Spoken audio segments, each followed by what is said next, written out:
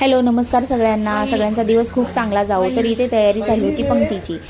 तर इथे मी आईकडे होते आणि इथूनच म्हटलं चल भाजीपाला घेऊन जाते, कारण माझ्या गावी फक्त गुरुवारचा बाजार भरतो. इतर वेळेस भाजीपाला भेटतो, पण शेतामध्ये जाऊन आणायला लागतो. तर तेवढा वेळ नव्हता, त्याच्यामुळे मी आदल्या दिवशी आईकडे होते. तर इथूनच सगळा भाजीपाला छान असा खरेदी केला आणि त्यानंतर आम्ही निघालो माझ्या सासरी जाण्यासाठी.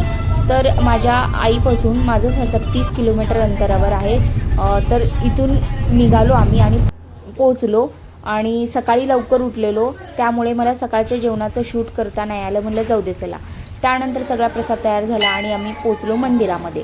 तर इथे मंदिरामध्ये पांडुरंगाची, रुक्मिणीची छान अशी पूजा केली. प्रसाद तिथे चढवला देवाला.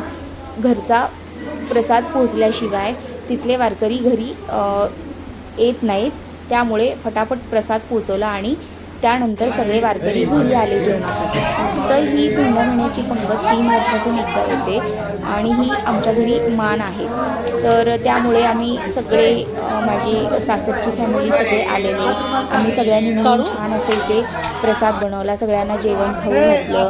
तर खूप छान वाटत होतं. भरपूर लोकं आलेली जेवणासाठी. तर खूप छान वाटत होतं. त्या दिवशी दिवस खूप छान गेला. खूप बरं वाटलं, मस्त वाटलं. तर असा होता आजचा दिवस.